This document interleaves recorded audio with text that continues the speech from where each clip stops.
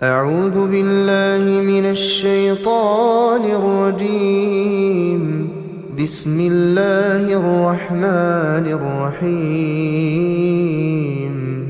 Avant-propos. Louange à Allah, et je témoigne que nul n'est en droit d'être adoré en dehors de lui, unique sans associé. Et je témoigne que Muhammad sallallahu alayhi wa sallam est son serviteur et son envoyé. Satan a conclu le pacte avec lui-même de prendre tous les fils d'Adam pour ennemis. De là, il acte sa première attaque sur l'être humain au moment de sa naissance pour l'avertir de la guerre qu'il y a entre eux.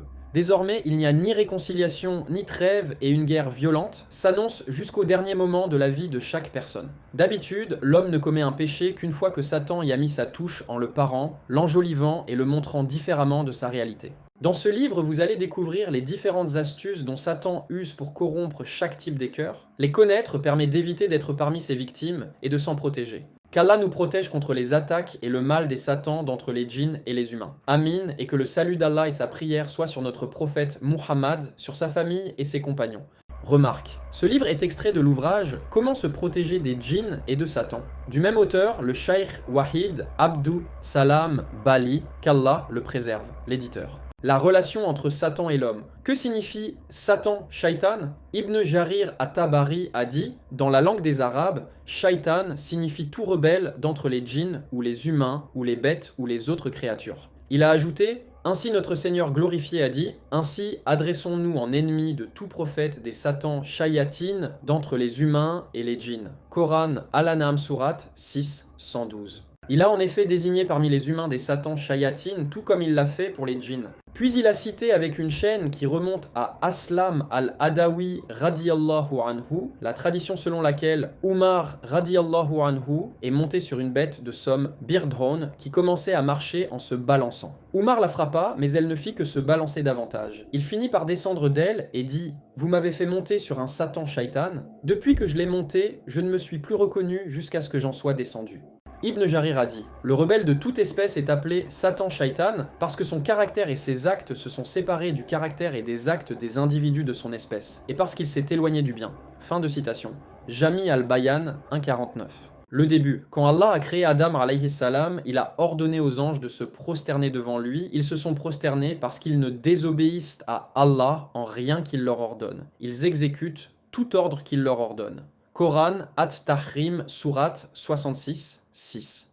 Mais il y avait parmi eux une créature qui faisait les actes d'adoration avec eux, sans être de leur espèce. Ils sont créés de lumière, tandis que lui est créé de feu. Son origine l'a désormais trahi, il a refusé de se prosterner devant Adam sous prétexte qu'il est plus noble que lui. Il a en effet fait une comparaison entre les origines, sans se tourner vers l'ordre de prosternation. « Je vaux mieux que lui, dit-il. Tu m'as créé de feu, lui d'argile. » Coran Al-Arraf Surat 7, 12. Que c'est étonnant. Il reconnaît que le Créateur est Allah, il reconnaît que celui qui fait vivre et fait mourir c'est Allah. N'a-t-il pas dit « Ajourne-moi au jour de leur résurrection » Coran Al-Araf Surat 7, verset 14. Mais est-ce que la reconnaissance est utile sans acte? Ah non. Bien au contraire, elle se répercutera sur son détenteur et témoignera contre lui le jour de la résurrection.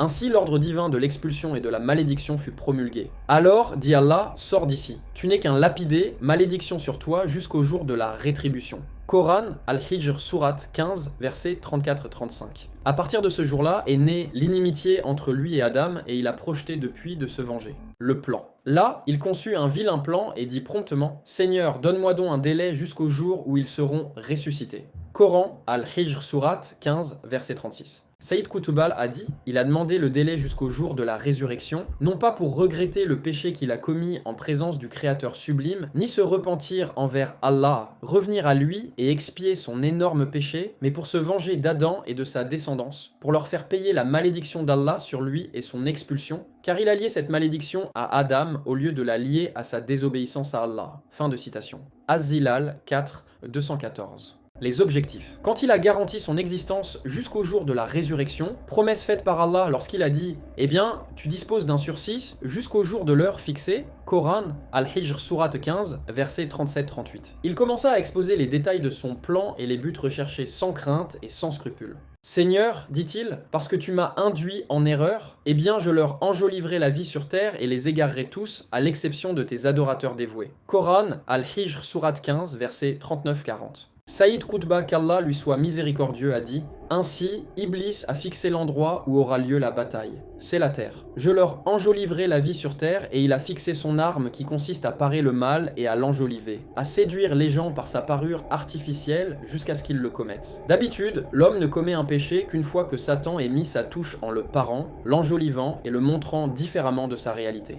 Que les gens se mettent en garde contre l'arme de Satan, qu'ils se méfient à chaque fois qu'ils trouvent qu'une chose a été parée à leurs yeux, ou qu'ils trouvent en eux une attirance capricieuse vers cette chose, car il se peut que Satan soit derrière ces choses-là, sauf s'ils se maintiennent dans leur liaison avec Allah et l'adorent d'une vraie adoration. Satan, comme l'avoue lui-même, n'a aucune prise sur les serviteurs dévoués d'Allah, à l'exception de tes adorateurs dévoués. Fin de citation. Az-Zilal 14 de 1141. La première attaque, Satan a conclu un pacte avec lui-même de prendre tous les fils d'Adam pour ennemis. De là, il acte sa première attaque sur l'être humain au moment de sa naissance pour l'avertir de la guerre qu'il y a entre eux. Désormais, il n'y a ni réconciliation, ni trêve et une guerre violente s'annonce. Suivant Abu Huraira radiallahu anhu, l'envoyé d'Allah sallallahu alayhi wa sallam a dit « Lors de sa naissance, chaque descendant d'Adam est piqué au flanc par 2 doigts des doigts de Satan. Seul Jésus, fils de Marie, fit exception. Satan alla enfoncer ses 2 doigts dans son flanc, mais un voile hijab fut interposé entre eux et le coup tomba sur ce voile. » Hadith authentique, rapporté par Al-Bukhari numéro 3286. C'est pour cela que le nouveau-né pousse à sa naissance un cri suite à ce coup donné par Satan. Suivant Abu Huraira radiallahu anhu, l'envoyé d'Allah sallallahu alayhi wa sallam a dit « Il n'y a pas de nouveau-né qui, à sa naissance, ne soit piqué par Satan. » Il pousse alors son premier cri suite à cette piqûre narsa, à l'exception de Jésus et de sa mère, Marie. Puis Abu Huraira dit « Lisez si vous voulez, je la place sous ta protection, elle et sa progéniture à venir contre Satan, le lapidé. » Sourate 3, verset 36. Suivant Abu Huraira radiallahu anhu, l'envoyé d'Allah sallallahu alayhi wa sallam a dit « Le cri du nouveau-né, quand il vient de naître, est dû à un pincement nasgra de Satan. » Hadith authentique, rapporté par Muslim, numéro 2367. Mais est-ce que seul Jésus est préservé de cette attaque, ou tous les autres prophètes? An-Nawawi, qu'Allah lui soit miséricordieux, rapporte que le Qadi Iyad a dit « Tous les prophètes partagent ce privilège avec Jésus. » Fin de citation. La différence entre l'inimitié de Satan et l'inimitié de l'homme, le Très-Haut a dit « Sois indulgent, ordonne selon les convenances et écarte-toi des ignorants. Si une agacerie vient de Satan t'agacer, cherche en Allah refuge. Il est entendant, connaissant. » Coran, à la Raf Surat 7, verset 189-200. Repousse le mal par ce qui est meilleur. Nous savons très bien ce qu'il fabule. Dis Seigneur, en toi soit mon refuge contre les pressions des satans, en toi soit mon refuge contre leur approche même. Coran Al-Mu'minun Surat 23, versets 96-87. Repousse la mauvaise par une plus belle, et voilà que celui qu'opposé à toi l'inimitié mutuelle prend les traits d'un allié chaleureux. C'est vrai qu'une telle magnanimité ne la rencontre que les patients, ne la rencontre que le bénéficiaire d'une chance insigne, et si jamais Satan t'incite à agir autrement, alors cherche refuge auprès d'Allah. C'est lui vraiment l'audient, l'omniscient. Coran, Fusila Surat 41, versets 34-36. Al-Hafiz ibn Kathir, qu'Allah lui soit miséricordieux, a dit « Voici donc 3 versets, auxquels on peut ajouter un 4e quant au sens commun qu'ils comportent, et dans lesquels Allah nous recommande de transiger avec l'ennemi quand il s'agit d'un être humain, d'être bel agissant à son égard pour que sa nature, à l'origine bonne, le ramène à l'amitié et à la dissipation des ressentiments. » D'autre part, il ordonne de lui demander protection contre l'ennemi d'entre les satans dans tous les cas, car il n'accepte ni arrangement, ni bel agir envers lui. Il n'a d'autre objectif que de jeter le fils d'Adam dans la perdition, en raison de la grande inimitié entre lui, Satan, et son père Adam au tout début. Fin de citation. Exégèse d'Ibn Kathir 1.1.13. Faire douter de l'unicité d'Allah. La doctrine de l'unicité d'Allah à Tawhid est la base de l'islam et sa forteresse fortifiée, dans laquelle réside le secret des victoires des premiers musulmans et sur laquelle s'est établi l'empire musulman. C'est elle qui forme les hommes. Elle est la plaque tournante de l'islam, c'est pour cela que la majorité des attaques de Satan est portée contre cette base et cette forteresse. Dans les 2 sahih, selon Abu Huraira radiallahu anhu, l'envoyé d'Allah sallallahu alayhi wa sallam a dit « Satan vient à l'un de vous et ne cesse de lui dire « Qui a créé telle chose? Qui a créé telle chose ?» Jusqu'à lui dire « Et qui a créé ton Seigneur ?» Quand il trouve cela en lui, qu'il demande à Allah de le protéger contre Satan et qu'il cesse d'y penser. Unanimement accordé, Al-Bukhari, numéro 3276, Muslim, numéro 134. Al-Bukhari et Muslim rapportent d'après Abu Huraira que l'envoyé d'Allah sallallahu alayhi wa sallam a dit « Quand l'un de vous s'endort, Satan fait 3 nœuds sur sa nuque, il frappe de sa main chaque nœud en disant « La nuit est encore longue, dors ». S'il se réveille entre-temps et évoque Allah, l'un de ses nœuds se délie. S'il fait ses ablutions, le deuxième nœud se délie. Et s'il prie, tous les nœuds se délient, ce qui fait qu'il se réveille plein d'énergie et de bonne humeur, sinon il se réveille engourdi et de mauvaise humeur. Unanimement accordé, Al-Bukhari numéro 4269, Muslim numéro 776. L'imam An-Nawawi, qu'Allah lui soit miséricordieux, a dit: les savants ont divergé quant à la nature de ce nœud aqad. Certains soutiennent qu'il s'agit d'un nouement réel qui consiste à nouer un sort pour empêcher la personne de se réveiller pour prier une partie de la nuit qiyam. Le Très-Haut a dit contre le mal de celle qui souffle sur les nœuds. Coran, Al-Falaq, sourate 113, 4. Selon cet avis, il doit s'agir de paroles que dit Satan et qui ont un effet engourdissant sur le dormeur, comme l'effet d'un sort qu'on jette sur quelqu'un. Certains savants disent qu'il pourrait s'agir d'une manœuvre qui ressemble au soufflement sur les nœuds. Certains savants soutiennent qu'il s'agit du nouement dans le cœur et de sa résolution. Ainsi, Satan inspire des suggestions dans l'âme du dormeur, lui chuchote que la nuit est encore longue pour qu'il se réveille tard. D'autres disent que cela est à prendre au sens métaphorique. Le hadith veut montrer que Satan essaie de rendre l'homme paresseux pour qu'il ne se réveille pas pour prier la nuit. Fin de citation. Exégèse du Sahih de Muslim par An-Nawawi, 665. Al-Hafiz a dit: sa parole, il frappe, signifie qu'il frappe de sa main sur le nœud pour s'assurer qu'il est vraiment serré et pour lui dire de continuer à dormir. Fin de citation. Fath al-Bari 3.25. Je dis, c'est pour cela que certaines personnes appellent ce hadith le hadith des coups sur la nuque. Ces 3 coups ne les reçoit en fait que l'indifférent, qui dort sans évoquer Allah ou sans réciter le verset Al-Kursi. Si quelqu'un dit que le sens du hadith est général, il englobe les indifférents et les autres, je réponds que la signification générale umum de ce hadith est restreinte muqassas par le hadith d'Abu Huraira sur le mérite de la récitation du verset Al-Kursi avant de dormir. C'est d'ailleurs celui-là l'avis d'Al-Hafiz ibn Hajar qui dit: on peut dire que cela concerne spécialement celui qui ne récite pas le verset Al-Kursi pour chasser le Satan. Fin de citation. Fath al-Bari 3.27. An-Nawawi a dit à propos des paroles prophétiques suivantes: il se réveille plein d'énergie et de bonne humeur. Cela signifie qu'il est réjoui d'avoir accompli cet acte d'obéissance grâce à Allah le généreux, et de ce qu'il lui a promis comme récompense, en plus de la bénédiction d'Allah sur sa personne et sur ses actions, et de surcroît le fait d'être débarrassé des nœuds faits par Satan et de ses dissuasions. Fin de citation. Exégèse du Sahih de Muslim par An-Nawawi 666. Al-Hafiz a dit: ce qui paraît, dans ce hadith, est que dans la prière, il y a un secret qui procure la quiétude de l'âme, même si le fidèle ne s'en rend pas compte. Fin de citation. Fath al-Bari 3.26. Je dis, ceci est vrai, et ne le saura que celui qui a goûté sa douceur et s'est senti proche d'Allah dans ces moments. An-Nawawi a dit à propos du passage: sinon il se réveille engourdi et de mauvaise humeur. Son réveil dans cet état est dû au nœud de Satan, des effets de sa dissuasion, de son emprise, tout en maintenant tout ce fardeau sur lui. Il a dit aussi: le sens apparent du hadith stipule que celui qui ne remplit pas les 3 conditions ensemble, le dhikr, les ablutions et la prière, est de ceux qui se réveillent engourdis et de mauvaise humeur. Fin de citation. Exégèse du Sahih de Muslim par An-Nawawi 667. Al-Hafiz ibn Hajar a dit: notre cheikh Al-Hafiz Abul Fadl ibn Al-Hassan, dans son exégèse des Sunan d'At-Tirmidhi, a dit que le secret derrière le fait d'entamer la prière de la nuit par 2 rakas légères est de s'empresser de délier les nœuds faits par Satan. Fin de citation.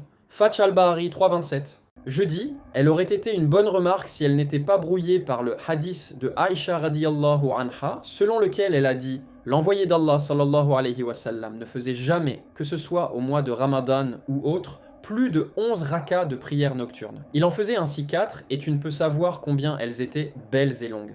Puis il en faisait 4 autres, et tu ne peux savoir combien elles étaient belles et longues. Puis il faisait 3 rakas. Unanimement accordé, Al-Bukhari, numéro 3569, Muslim, numéro 837. Le but de Satan dans tout cela est de dissuader le serviteur de veiller en prière et de jeter sur lui la paresse pour le dominer tout au long de sa journée. C'est l'une des vilaines astuces dont use Satan contre l'homme, mais comment déjouer cette astuce ? 1. Tu fais tes ablutions avant de dormir. Il est rapporté dans les 2 sahih que l'envoyé d'Allah sallallahu alayhi wa sallam a dit à Al-Bara ibn Azib: quand tu vas te mettre au lit, fais tes ablutions comme pour la prière. Unanimement accordé, Al-Bukhari numéro 247, Muslim numéro 2710. 2.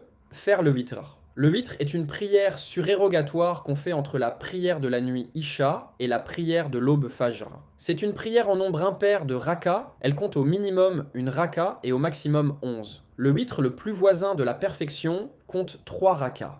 avant de dormir. Selon Ibn Umar, le prophète sallallahu alayhi wa sallam a dit: il n'est pas une personne qui se réveille le matin et qui n'a pas fait le witr sans que ne soit attaché à sa tête un jarir, une corde avec laquelle on entoure et serre le museau du chameau, de 70 coudées.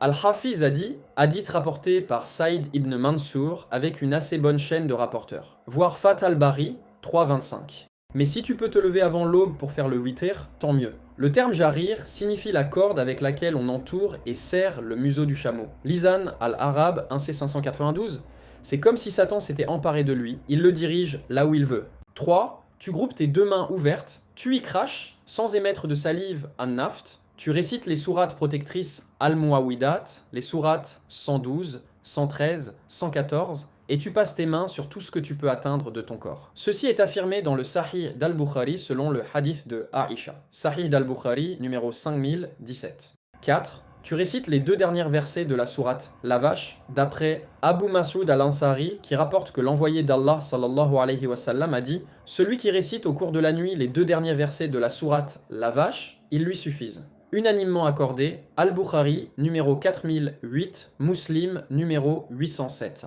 L'imam an-Nawawi a dit: certains soutiennent que ces deux versets suffisent de sorte que la récompense de la veillée en prière dans la nuit est obtenue. Certains disent qu'ils suffisent contre Satan. Certains disent qu'ils suffisent contre les incidents. En bref, il est possible que ces versets suffisent contre tout cela. Fin de citation. Exégèse du Sahih de Muslim par an-Nawawi 691. Ibn al-Qayyim, qu'Allah lui soit miséricordieux, a dit: le plus vraisemblable est qu'il suffise contre tout mal susceptible d'atteindre la personne. Fin de citation.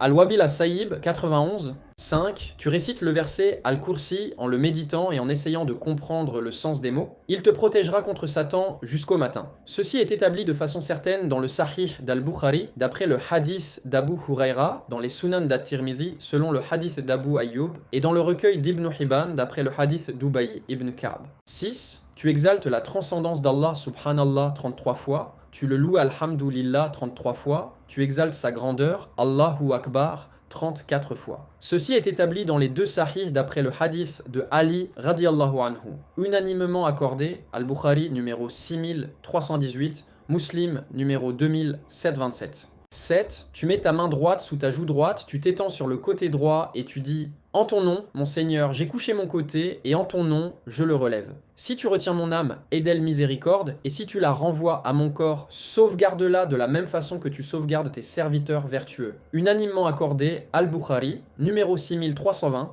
Muslim, numéro 2714. Safit. Puis tu dis: au nom d'Allah, j'ai couché mon côté. Ô Allah, pardonne mes péchés, empêche mon démon de me suggérer le mal, délie mes liens et mets-moi dans le royaume suprême. Hadith authentique, rapporté par Abu Daoud, numéro 5054, Ibn as-Sunni, numéro 714. 9. Tu évoques Allah jusqu'à ce que le sommeil te prenne. Suivant, Jabir radiyallahu anhu, l'envoyé d'Allah sallallahu alayhi wa sallam a dit: quand l'homme regagne son lit, un ange et un démon se présentent auprès de lui.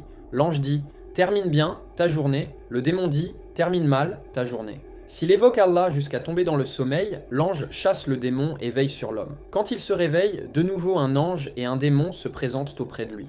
L'ange dit: commence bien ta journée, et le démon de dire: commence mal ta journée. S'il dit: louange à Allah qui a fait vivre mon âme après sa mort et ne l'a pas fait mourir définitivement durant son sommeil, louange à Allah qui retient celle dont il a décidé la mort et renvoie les autres jusqu'à un terme fixé. Louange à Allah qui retient le ciel et la terre de se disloquer. S'ils se disloquaient, nul, hors lui, ne pourrait les retenir. Louange à Allah qui retient le ciel de tomber sur la terre. Il ne s'en abstient que par son ordre. L'ange chasse le démon et veille sur l'homme toute la journée. Hadith qualifié d'authentique par Al-Hakim, confirmation faite par Ad-Dahabi. Satan prend en dérision celui qui néglige de faire le qiyam. Si une personne s'endort jusqu'au matin, sans veiller en prière une partie de la nuit, le démon l'harcèlera davantage. Ceci est confirmé par le hadith cité dans les deux sahih, selon lequel Abdallah ibn Mas'ud radiyallahu anhu a dit: on a parlé chez le prophète sallallahu alayhi wa sallam de quelqu'un qui s'était endormi une nuit jusqu'au matin. Il dit: voilà un homme dont le démon a uriné dans ses oreilles, ou il a dit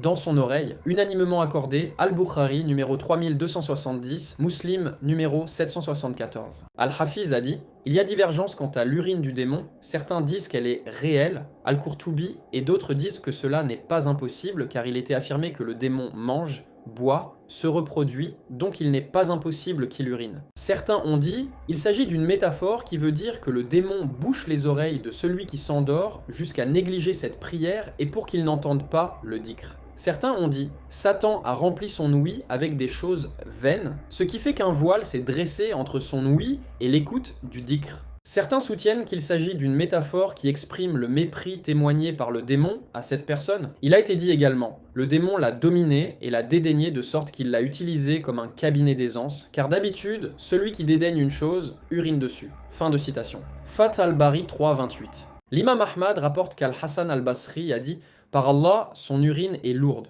Ibn Mas'ud a dit « Il suffit à l'homme pour être enfoncé dans l'ignominie et le mal de dormir jusqu'au matin alors que le démon a uriné dans son oreille ». Tradition rapportée par Mohammed ibn Nasr, Al-Hafez a dit « Sa chaîne de transmission est authentique ». Voir Fath al-Bari 3.29. Troubler le sommeil du musulman et le chagriner. Parmi ces astuces qu'Allah nous protège contre lui est ce qu'il fait voir à la personne des rêves cauchemardesques pour le chagriner et le faire souffrir. L'imam Muslim rapporte dans son Sahih que Jabir radiallahu anhu a dit « Un bédouin vint voir le prophète sallallahu alayhi wa sallam et lui dit « Envoyé d'Allah, j'ai vu en rêve comme si ma tête avait été coupée et avait dégringolé devant moi et j'ai couru pour la rattraper. » L'envoyé d'Allah sallallahu alayhi wa sallam dit alors au bédouin « Ne raconte pas aux gens un rêve où le démon se jouait de toi. » Hadith authentique, rapporté par Muslim numéro 2268. Al-Bukhari et Muslim rapportent d'après Abu Huraira que le prophète sallallahu alayhi wa sallam a dit « La vision est de trois sortes. Une vision pieuse qui est une bonne nouvelle d'Allah. Une vision qui n'est autre qu'un rêve par lequel le démon chagrine le dormeur. Une vision qui est une traduction des suggestions que l'homme se fait. Quand l'un de vous voit ce qui lui déplaît, qu'il se lève et prie et n'en parle à personne. Unanimement accordé, Al-Bukhari numéro 7017, Muslim numéro 2263. Dans les deux sahih, selon le hadith rapporté par Abu Qatada radiyallahu anhu, l'envoyé d'Allah sallallahu alayhi wa sallam a dit « La vision pieuse provient d'Allah et le cauchemar provient de Satan. Que celui qui voit en rêve ce qui lui déplaît, crache, sans émettre de la salive, 3 fois à sa gauche en implorant Allah de le protéger contre le démon. Ainsi, il ne lui en résulte aucun mal. » Unanimement accordé, Al-Bukhari numéro 6995, Muslim numéro 2261. Si on réunit les hadiths qui se rapportent à ce sujet, il nous apparaît clair que dans la vision, il y a des règles qu'il convient de respecter. Si la vision est bonne, il est tenu de louer Allah de ce bienfait, de s'en réjouir et d'en faire part à celui qu'il aime sans celui qu'il déteste. Si la vision est déplaisante, il est tenu de demander à Allah de le protéger contre ce qui est susceptible d'en résulter et contre le mal de Satan. Il doit aussi cracher, sans émettre de salive, 3 fois à sa gauche et n'en parler à personne, changer le côté sur lequel il était couché. Le lecteur s'étonnerait de voir cette règle introduite ici alors qu'elle n'est pas mentionnée dans les hadiths cités ci-dessus. L'auteur aurait oublié de mettre le hadith de Jabir qui comporte cette règle, hadith selon lequel le prophète sallallahu alayhi wa sallam a dit « Quand l'un de vous voit une vision qui lui déplaît, qu'il crache 3 fois à sa gauche et qu'il implore 3 fois la protection d'Allah contre Satan et qu'il change le côté sur lequel il était couché. » Rapporté par Muslim, et se lever pour prier. Al-Hafiz a dit « Les savants ont évoqué les raisons de ces choses. Concernant la demande de la protection contre le mal qui est susceptible d'en résulter, la raison est claire. Cette demande est légalement recommandée quand on est confronté à toute chose déplaisante. S'agissant de l'imploration de la protection contre Satan, certaines versions de ce hadith montrent que cela vient de lui, et qu'il fait voir des choses pareilles pour chagriner la personne et l'angoisser. Concernant le fait de cracher, le cadi Iyad a dit « Allah l'a ordonné pour chasser le démon qui est à l'origine de cette vision déplaisante. Ainsi, on le dédaigne et on le prend en dérision. On le fait à gauche, car tout ce qui est à gauche concerne ce qui est sale. Pour ce qui est de changer de côté, c'est que cela procure un optimisme qu'accompagne le changement de position. Pour ce qui est de la prière, c'est qu'elle présente beaucoup de vertus, notamment le fait de se tourner vers Allah et de chercher refuge auprès de lui. Fin de citation. Fath al-Bari 12371. L'imam an-Nawawi a dit « Ces paroles, il ne lui en résulte aucun mal, signifie qu'Allah a fait de cela une cause de sa protection du mal qui suit la vision, comme il a fait de l'aumône une protection des biens et une cause pour repousser le malheur. » Fin de citation. Exégèse du Sahih de Muslim par an-Nawawi 15-18. Satan rit de celui qui bâille, car le bâillement se produit quand on est dans un état de paresse. Celui qui bâille est dans une situation telle qu'il ne peut pas accomplir un acte d'obéissance comme il faut. Ce qui fait rire le démon, c'est que quand la personne bâille, elle n'est pas belle à voir. Le prophète sallallahu alayhi wa sallam a dit « Allah aime l'éternuement et n'aime pas le bâillement. Quand l'un de vous éternue et loue Allah, impératif est pour tout musulman qui l'a entendu de dire qu'Allah t'accorde sa miséricorde. Quant au bâillement, ce n'est qu'une instigation de Satan. Quand l'un de vous bâille, qu'il fasse de son mieux pour s'en retenir, car s'il va jusqu'à crier « Ha !», le démon rit de lui. » Unanimement accordé, Al-Bukhari numéro 6223, Muslim numéro 2994. Dans le Sahih de Muslim, il est mentionné que selon Abu Saïd al-Khudri radiyallahu anhu, l'envoyé d'Allah sallallahu alayhi wa sallam a dit « Quand l'un de vous bâille, qu'il mette sa main sur sa bouche, sinon le démon y entre. » Hadith authentique, rapporté par Muslim numéro 2995, Abu Daoud numéro 5026, 5027, Ad-Darimi 1.321, Ibn Khuzayma dans son Sahih 2.919, Ahmad dans Al-Musnad 3.31. Al-Hafiz a dit « Il est probable qu'il s'agisse d'une entrée réelle. Quoique le démon circule dans le fils d'Adam comme circule le sang, il n'a pas de pouvoir sur lui tant qu'il pratique assidûment le dhikr. Or celui qui bâille est dans un état qui ne permet pas de faire le dhikr, ce qui fait que le démon peut vraiment entrer en lui. Il se peut que le verbe « entrer » soit employé pour désigner l'emprise sur lui, car une créature n'entre dans une autre que si elle la maîtrise parfaitement. » Fin de citation. Fatih al-Bari 10.612. L'imam an-Nawawi a dit « Les savants ont dit « Allah a ordonné de contenir le bâillement et de poser la main sur la bouche pour que le démon n'atteigne pas son objectif, à savoir le défigurer, entrer dans sa bouche et rire de lui. » Fin de citation. Exégèse du Sahih de Muslim par An-Nawawi 18.123. Il est intéressant de souligner cette anecdote. Ibn Abi Shayba et Al-Bukhari, dans son ouvrage d'histoire Tarikh, rapportent que Yazid ibn al-Assam a dit « Le prophète sallallahu alayhi wa sallam n'a jamais bâillé. » Fath al-Bari 10.513. Où passe le démon la nuit? Dans les deux sahih, suivant Abu Huraira radiyallahu anhu, le prophète sallallahu alayhi wa sallam a dit « Quand l'un de vous se réveille du sommeil de la nuit, qu'il inspire de l'eau et l'expire istintar, le démon passe la nuit dans ses narines. » Unanimement accordé, Al-Bukhari, numéro 3295, Muslim, numéro 238. Le cadi Iyad qu'Allah lui soit miséricordieux a dit « Il est probable que ces paroles « Le démon passe la nuit dans ses narines » soient au sens réel du terme, car le nez offre des voies vers le corps par lesquelles on peut parvenir au cœur. Il se peut également qu'il s'agisse d'une métaphore, car le mélange de poussière et d'humidité dans les narines est une saleté qui convient au démon. Fin de citation. Exégèse du Sahih de Muslim par An-Nawawi 3.16.127. Al-Hafiz a dit « Selon le sens littéral du hadith, ceci s'applique à tout dormeur, or il se peut qu'il fasse allusion à celui qui ne s'est pas protégé par le dhikr contre le démon, restriction faite par le hadith d'Abu Huraira dans lequel il y a ceci. Il, le verset Al-Kursi, te protégera contre le démon, et dans une autre version, aucun démon ne t'approchera. Mais il se peut que la négation de l'approche, ici, signifie qu'il ne s'approchera pas de l'endroit dans lequel il suggère le mal, à savoir le cœur. Ainsi, il passe la nuit dans le nez pour accéder au cœur quand l'homme se réveille. Fin de citation. Fath al-Bari, 6.343. Satan envoie ses soldats pour tenter les gens. L'imam Muslim rapporte selon Jabir que l'envoyé d'Allah sallallahu alayhi wa sallam a dit « Iblis met son trône sur l'eau et déploie ses troupes. Celui d'entre eux qui jouit du rang le plus proche du sien est celui dont la tentation est la plus grande. De sorte que l'un d'eux vienne et dise « J'ai fait telle chose et telle chose », il lui dit « Tu n'as rien fait ». Mais quand l'un d'eux se présente devant lui et lui dit « Je ne l'ai quitté qu'après avoir séparé son épouse de lui », Iblis le rapproche alors de lui et lui dit « Toi, tu es le meilleur ». Le rapporteur Al-Amash a dit « Peut-être qu'il a dit « Il devient son ami inséparable ». Hadith authentique, rapporté par Muslim numéro 2813. Suivant Abu Moussa al-Ash'ari, le prophète sallallahu alayhi wa sallam a dit « Quand le matin se lève, Iblis déploie ses soldats à travers la terre. Il leur dit « Celui qui égare un musulman, je lui ferai porter la couronne. »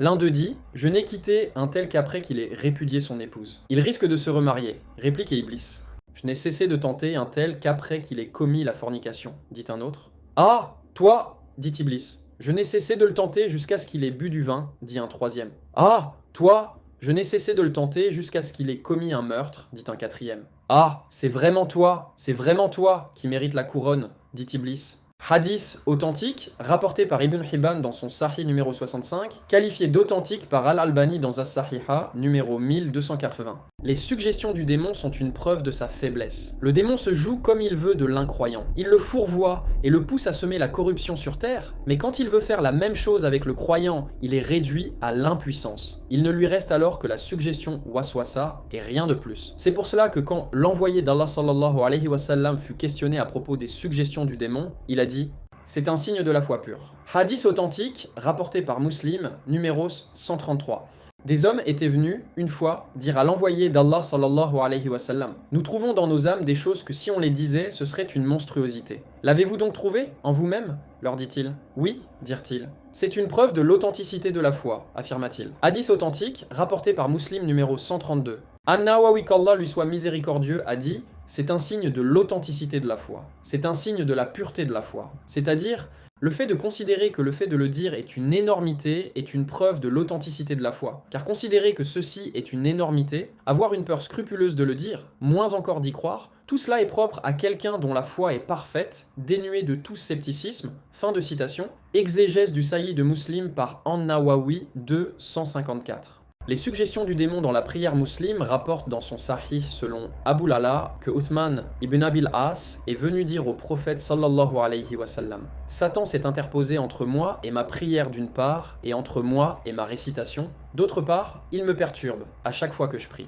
L'envoyé d'Allah sallallahu alayhi wa sallam lui a dit: il s'agit d'un démon nommé Khinzab. Quand tu sens sa présence, demande à Allah de te protéger contre lui et crache avec une légère humidité 3 fois à ta gauche. Il, Ibn Abil As, a dit: j'ai appliqué cette consigne et Allah l'a éloigné de moi. Hadith authentique, rapporté par Muslim numéro 2203. Avertissement. L'imam al-Ghazali, dans son ouvrage Al-Ihya 1387, a cité ce hadith et l'a attribué à Amr ibn al-As. Le docteur As-Sayyid al-Jumayli, la sorcellerie et l'évocation des esprits As-Sihr wa Tahdir al-Arwah 85, l'a suivi dans cela. Or c'est une erreur. Dans les deux sahih, selon Abu Huraira radiallahu anhu, l'envoyé d'Allah sallallahu alayhi wa sallam a dit: quand l'un de vous se tient prêt pour la prière, le démon vient lui insinuer des distractions entre lui et son esprit, à tel point qu'il ne se trouve plus en mesure de savoir combien de raka il a fait. Si l'un de vous se trouve dans cette situation, qu'il fasse 2 prosternations supplémentaires pendant qu'il est assis.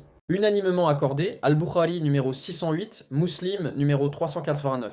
Sache que le démon n'entre auprès de celui qui prie que par 2 accès seulement le premier accès. Il concerne les sens apparents à l'instar de celui qui prie et qu'une voix haute vient le distraire de sa prière ou celui dont le regard tombe pendant la prière sur quelque chose qui lui plaît comme une enjolivure par exemple. Cet accès peut être fermé en se détournant de ces choses et en s'abstenant de s'en occuper l'esprit. C'est pour cela que quand l'envoyé d'Allah sallallahu alayhi wa sallam a porté une tunique à bordure sur laquelle il y avait des motifs, il l'a enlevée après la prière et a dit: remettez-la à Abu Jam car elle m'a distraite dans ma prière, et apportez-moi sa tunique qui vient de Manbij, en Syrie. Unanimement accordé, Al-Bukhari numéro 373, Muslim numéro 556, selon Aïcha radiallahu anha. Suivant une tradition d'Ibn Abbas radiallahu anhu, An-Nasa'i rapporte qu'une fois, pendant que l'envoyé d'Allah sallallahu alayhi wa sallam était sur la chaire minbar, il retira une bague de son doigt et la jeta. Ensuite il dit: cette chose a distrait mon attention par rapport à vous. Tantôt un coup d'œil sur vous,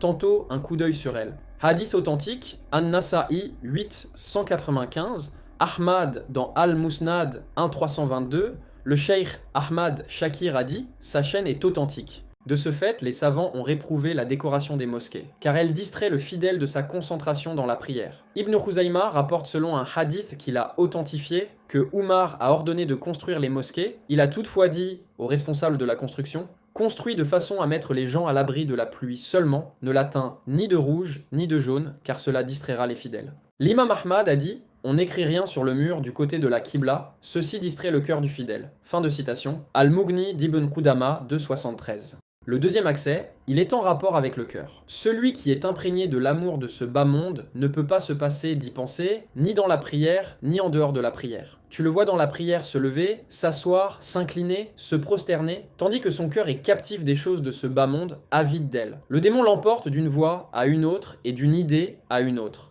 Par Allah, cet accès est vraiment dangereux, ne parvient à le fermer que celui à qui Allah a accordé la réussite. Pour remédier à ce mal, il faut se mettre dans l'esprit que ce bas monde est méprisable, de répéter cette invocation: ô Allah, ne rends pas ce bas monde notre grand souci, ni la portée de notre savoir, et se rappeler la majesté d'Allah devant lequel on est debout dans la prière. N'est-ce pas lui qui a anéanti les pharaons et fait courber la nuque des tyrans? L'oubli vient du démon. Le docteur Umar al-Ashkar a dit: c'est ce qu'il a fait à Adam. Il n'a cessé de lui suggestionner jusqu'à lui faire oublier ce qu'Allah lui avait ordonné. Auparavant, nous avons accordé à Adam un pacte, mais il l'oublia et nous le trouvâmes irrésolu. Coran Taha Surat 20, verset 115. Et le compagnon de Moïse lui a dit « J'ai oublié le poisson. Il n'y a que Satan pour m'avoir fait oublier de t'en parler. » Quran, Al-Kahf, Surat 18, verset 63. Allah et son envoyé ont interdit que lui ou ses compagnons assistent aux réunions dans lesquelles on se moque des versets d'Allah. Mais le démon fait oublier à l'homme l'ordre de son Seigneur, continuant ainsi de séjourner avec ses railleurs. Quand tu vois ceux qui s'en prennent à nos versets, éloigne-toi d'eux jusqu'à ce qu'ils entament une autre discussion. Et si le démon te fait oublier, alors dès que tu te rappelles, ne reste pas avec les injustes. Coran, Al-An'am Surat 6, verset 68.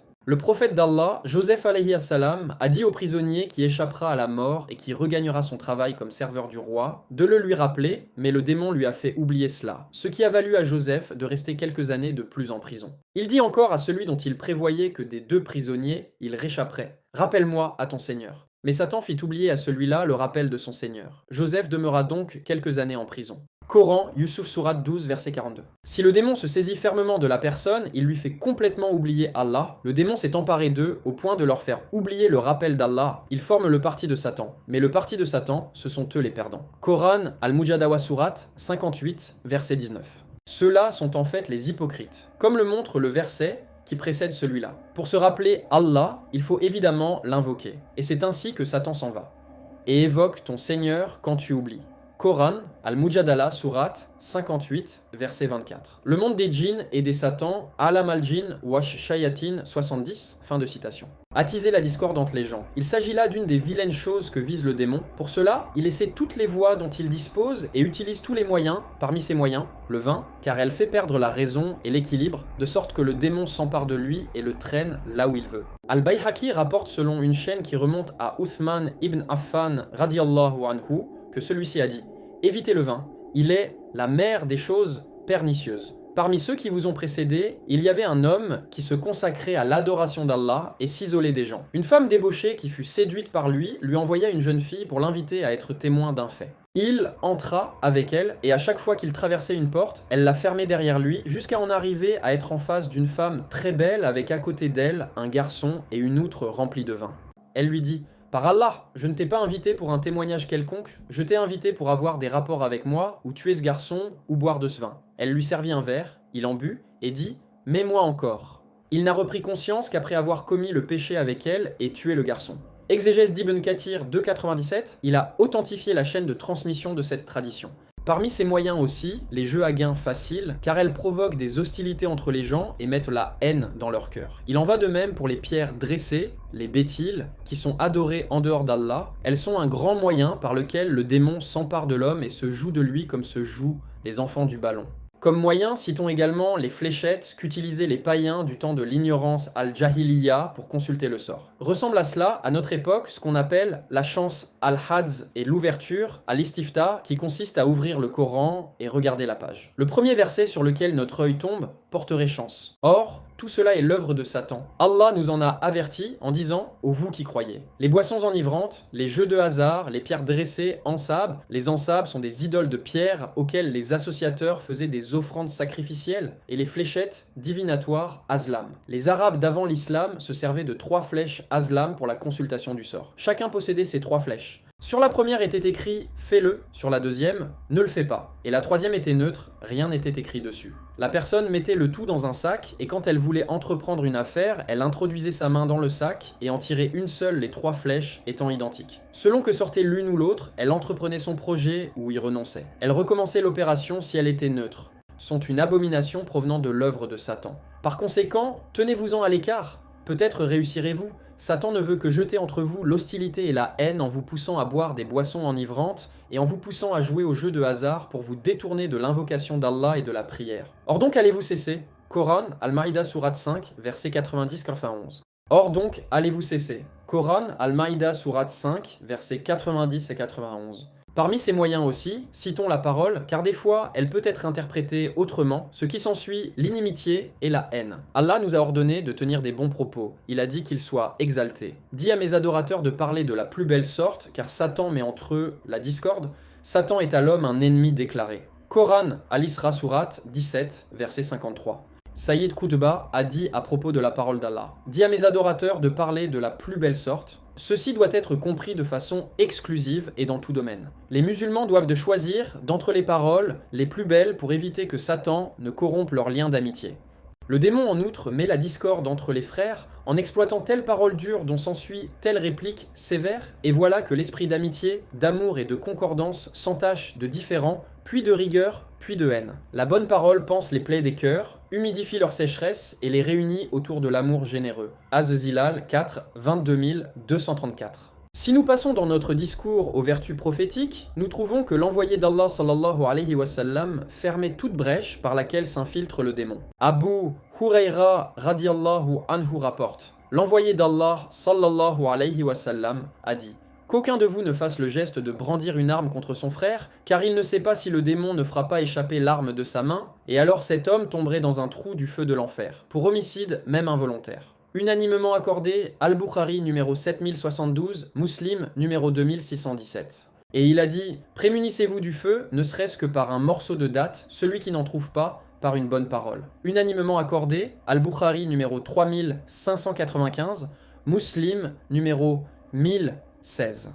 Tout cela en fait contribue à fermer une des voies dangereuses par laquelle accède Satan, le lapidé, pour dresser les musulmans les uns contre les autres et attiser le feu des troubles entre eux. Jabir radiallahu anhu a dit: j'ai entendu l'envoyé d'Allah sallallahu alayhi wa sallam dire: Satan a perdu tout espoir d'être adoré par les fidèles dans la péninsule d'Arabie, mais il se contente de dresser les uns contre les autres. Hadith authentique, rapporté par Muslim numéro 2812, At-Tirmidhi numéro 1938, Ahmad dans Sal-Musnad 313 354. Quel endroit du corps le démon occupe-t-il? Le prophète sallallahu alayhi wa sallam a dit: le démon circule dans le fils d'Adam comme circule le sang dans les veines.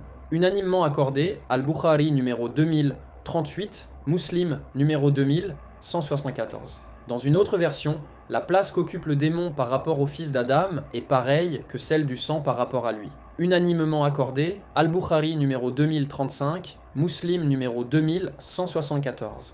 Al-Hafiz a dit: certains savants ont dit le texte est à prendre dans son sens littéral. Allah est capable de le faire. D'autres ont dit qu'il s'agit d'une métaphore qui exprime la multiplicité et la continuité de ses tentations. Il est inséparable de l'homme tout comme son sang. Ils ont tous les deux comme point commun l'inhérence et l'adhérence. Fin de citation. Fath al-Bari 4.280.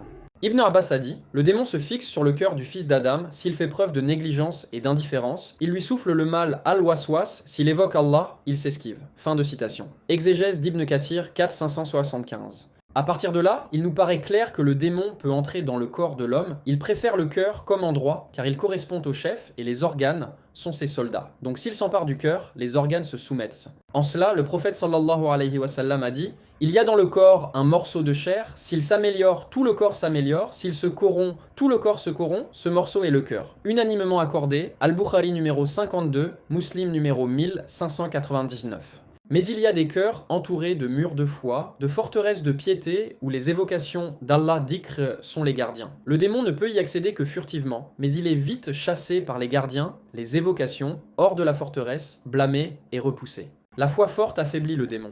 L'envoyé d'Allah sallallahu alayhi wa sallam a dit à Ibn Omar: par celui qui dans la main duquel est mon âme, si Satan te trouvait en train de cheminer sur un sentier, il choisirait lui-même d'en emprunter un autre. Unanimement accordé, Al-Bukhari numéro 3683, Muslim numéro 2396, Al-Hafiz a dit: ce hadith nous fournit une grande éminence de Umar, à savoir que Satan n'a aucun pouvoir sur lui. Cela ne prouve pas qu'il en est totalement préservé Isma, comme les prophètes, car il n'y a dans le hadith que la fuite du démon et sa crainte de partager avec lui le même sentier. Cela n'empêche pas qu'il parvienne à lui chuchoter des suggestions selon les limites de ses capacités. Si on suppose que ne pas pouvoir lui faire des suggestions peut être déduit par une relation logique, mafhum al-muwafaqa, c'est-à-dire que s'il a été empêché de cheminer sur son sentier, donc a fortiori il ne le côtoiera pas, de sorte à pouvoir le suggestionner, il se peut donc qu'il soit préservé du démon. Et il dit: on trouve dans le hadith rapporté par Hafsa chez At-Tabarani dans Al-Awsat ceci: depuis que Umar a embrassé l'islam, Satan ne le rencontrait pas sans tomber sur son visage. Fin de citation.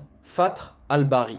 Remarque, frères musulmans, comment la foi forte a de l'impact sur Satan au point de lui inspirer une si grande peur et de le chasser loin. Il a été rapporté qu'Abu Hurayra radiallahu anhu aurait dit: un démon accompagnateur d'un croyant rencontra un démon d'un incroyant. Ce dernier était bien huilé, gras et bien habillé. Quant à celui du croyant, il était maigre, hirsute, poussiéreux et nu. Le démon de l'incroyant lui dit « Pourquoi es-tu si maigre ? Je suis avec un homme qui, quand il veut boire, évoque Allah, je demeure alors assoiffé. Quand il veut s'habiller, il évoque Allah, je demeure alors nu. Quand il veut appliquer de l'huile sur ses cheveux, il évoque Allah, je demeure hirsute. » Le démon de l'incroyant lui dit « Je suis avec un homme qui ne fait rien de tout cela, ce qui fait que je partage avec lui sa nourriture, sa boisson et ses habits. » Un des compagnons a dit « Pendant que j'étais derrière le prophète sallallahu alayhi wa sallam sur un âne, celui-ci trébucha. Je dis « Renversé soit Satan. » Le prophète sallallahu alayhi wa sallam me dit « Ne dis pas « Renversé soit Satan » car quand tu le dis, il se sent grand et puissant mais dit « Je l'ai terrassé par ma force ». Et quand tu dis « Au nom d'Allah », il se voit rétrécir jusqu'à devenir plus petit qu'une mouche.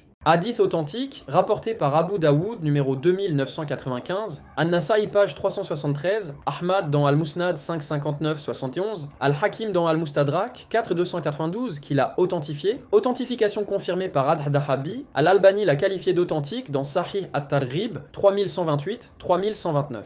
Les flûtes du démon, d'après Abu Huraira radiyallahu anhu, le prophète sallallahu alayhi wa sallam a dit « La clochette est l'une des flûtes du démon ». Hadith authentique, rapporté par Muslim, numéro 2114. Puisque les démons suivent les clochettes, les anges s'écartent de tout groupe d'hommes marchant ensemble qui ont une clochette avec eux. Suivant Abu Huraira radiyallahu anhu, l'envoyé d'Allah sallallahu alayhi wa sallam a dit « Les anges n'accompagnent pas un groupe où se trouve un chien ou une clochette ». Hadith authentique, rapporté par Muslim numéro 2113. Les marchés sont les champs de bataille des démons. Salman radiyallahu anhu a dit « Essaie de ne pas être le premier à entrer dans le marché, ni le dernier à en sortir. Il est le champ de bataille du démon, et c'est dedans qu'il dresse son drapeau. » Tradition rapportée par Muslim numéro 2451.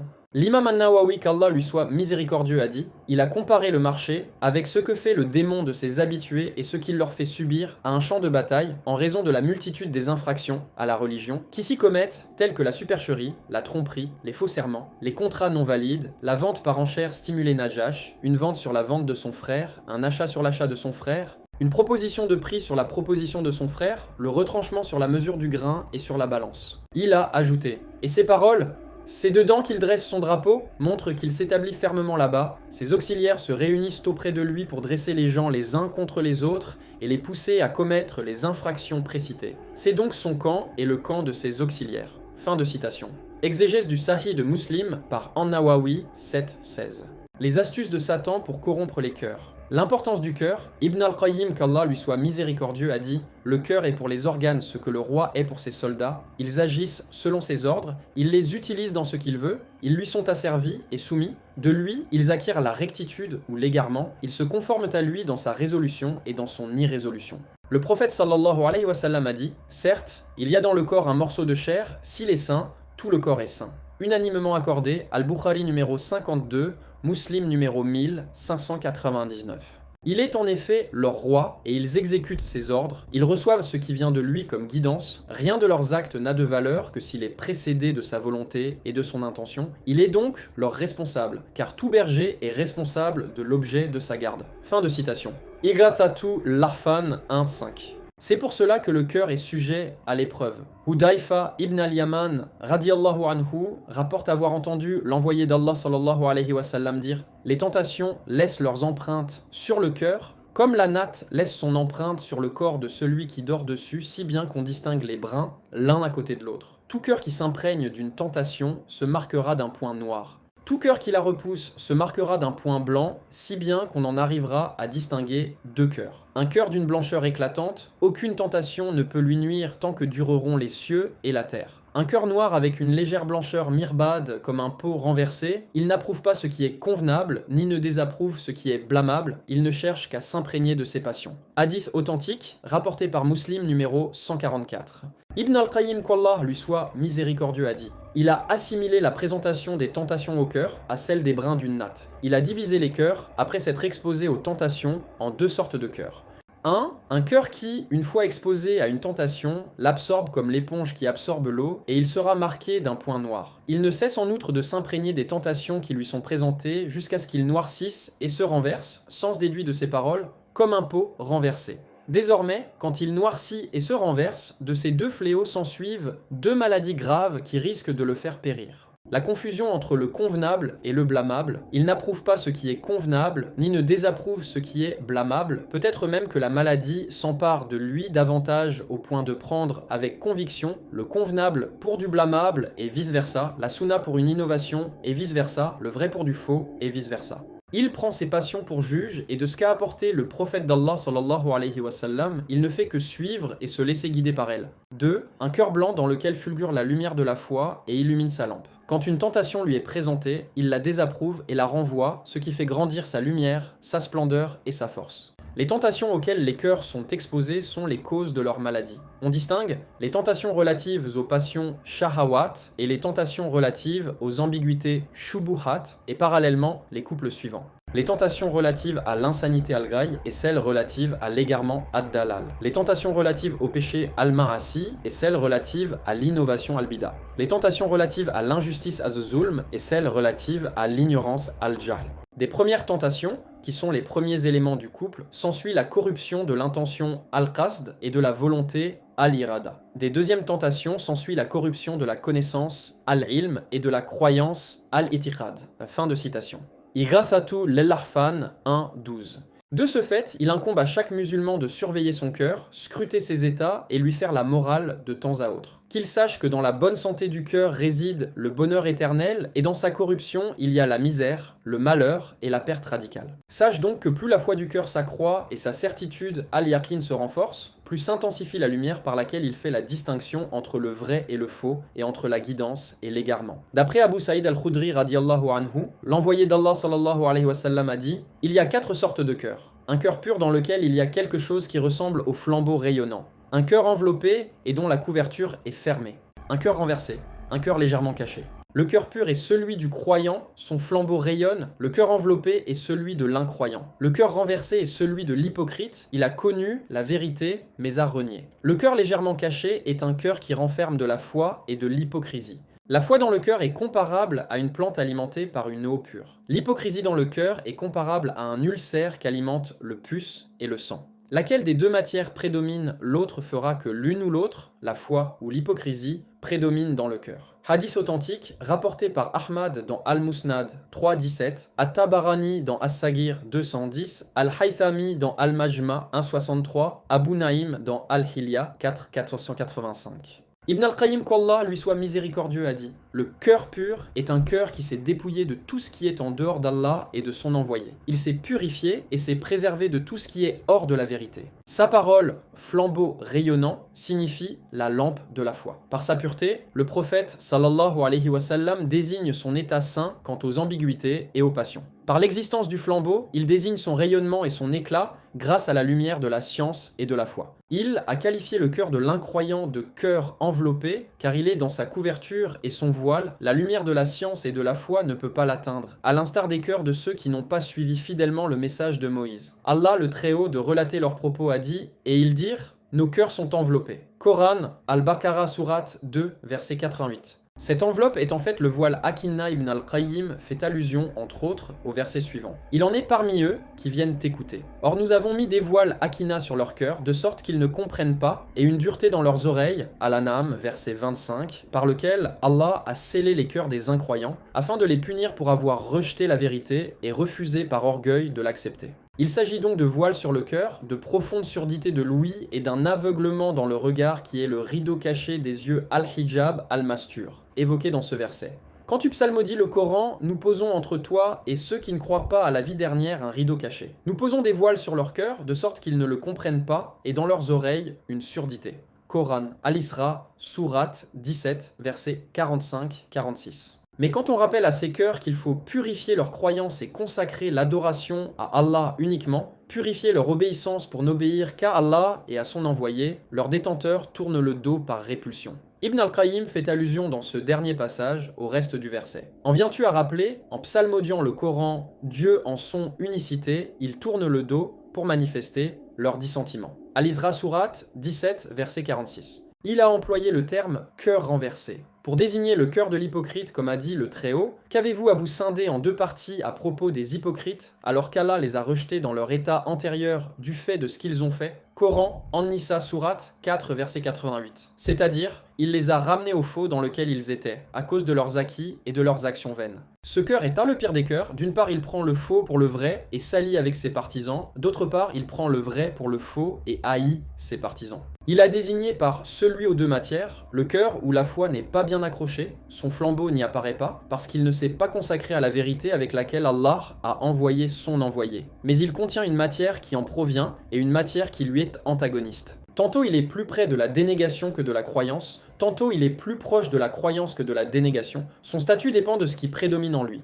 Fin de citation. Iratatu al-Lahfan 1.12. De ce fait, il apparaît clairement que les actes dépendant du cœur, il est le commandant et les sens sont ses soldats qu'il dirige comme il le désire. Ibn al-Qayyim, qu'Allah lui soit miséricordieux, a dit: quand Iblis a compris que la plaque tournante dans tout cela est le cœur, il l'a envahi avec les suggestions, a lancé sur lui les passions, lui a paré d'entre les états et les agissements ceux qui lui permettent de le repousser loin du chemin de rectitude, il lui a fourni les causes du fourvoiement de façon à créer une scission entre lui et les causes de la réussite, il lui a dressé plein de pièges et d'embûches. S'il réussissait à éviter de tomber dedans, il ne parviendrait pas à éviter les grands détours et les autres difficultés qui le retardent. Il ne peut en revanche être à l'abri de ses embûches et de ses stratagèmes que s'il est constant dans l'imploration de l'aide d'Allah, dans l'accomplissement de ce qui attire sa satisfaction.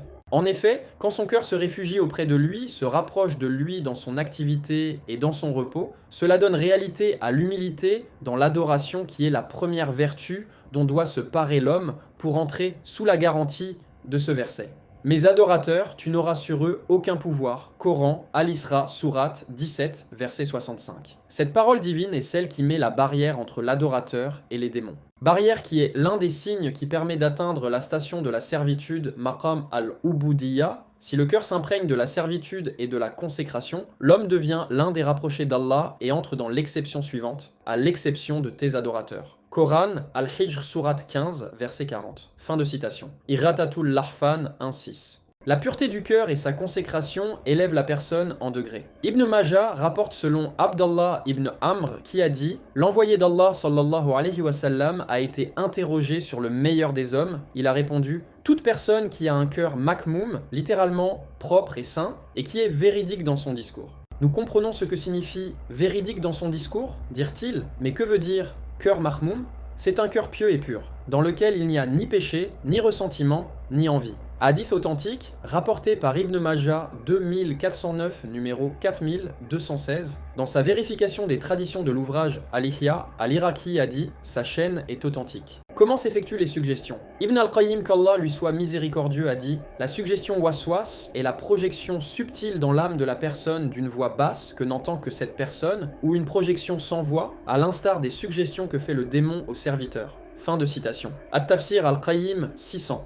Il a dit aussi à propos de la suggestion al-waswas: c'est la prémisse de la volonté, car le cœur, tout au début, est vide de mal et de péché. Ensuite, le démon projette des suggestions en lui, puis il met en lui l'idée de commettre le péché, puis la conçoit en lui, la lui fait espérer et désirer jusqu'à ce qu'elle devienne un caprice shawa, puis il la part à ses yeux, l'embellit et la présente dans une image qui fait pencher son âme vers elle, jusqu'à ce qu'elle devienne une volonté, irada. Il ne cesse pas en outre de la représenter dans son esprit, d'inciter son imagination, de la lui faire espérer et désirer, de lui faire oublier sa nocivité et lui cacher ses répercussions. Il s'interpose entre lui et sa conscience de sorte qu'il ne voit que l'image qui représente le péché et ne cherche qu'à en jouir, tout en oubliant ce qu'il y a derrière tout cela, ce qui fait que la volonté devienne une résolution ferme, l'attachement à cette chose grandit dans le cœur qui finit par envoyer ses soldats, les sens, à la recherche du péché convoité. Parallèlement, Satan envoie les siens avec du renfort. S'ils, les sens de l'homme et les démons, se relâchent, il les secoue et s'ils s'épuisent, il les dérange. Le Très-Haut a dit: ne vois-tu pas que nous envoyâmes les satans sur les incroyants pour les plonger dans l'agitation? Coran, Maryam Sourate 19, verset 83. C'est-à-dire, il les incite furieusement à désobéir à Allah. À chaque fois qu'ils se relâchent et s'épuisent, les satans les harcèlent, les secouent et les mettent en effervescence. Désormais, il ne cesse de guider la personne vers le péché et de s'organiser dans ce dessein avec toute la subtilité de la ruse et la perfection du stratagème. Décidément, Satan a choisi de s'entremettre entre les scélérats parmi les fils d'Adam, lui qui s'est enflé d'orgueil et a refusé de se prosterner devant leur père, Adam. Il ne peut en effet ni être fier de cet orgueil, ni être satisfait de lui-même pour avoir choisi d'être le proxénète de quiconque désobéit à Allah. Donc l'origine de tout péché et de tout malheur est la suggestion al-waswasa. Un livre qui traite avec détail les différents types du waswasa et leurs remèdes est édité sous le titre « À mettre fin aux suggestions de Satan, remède du waswas ».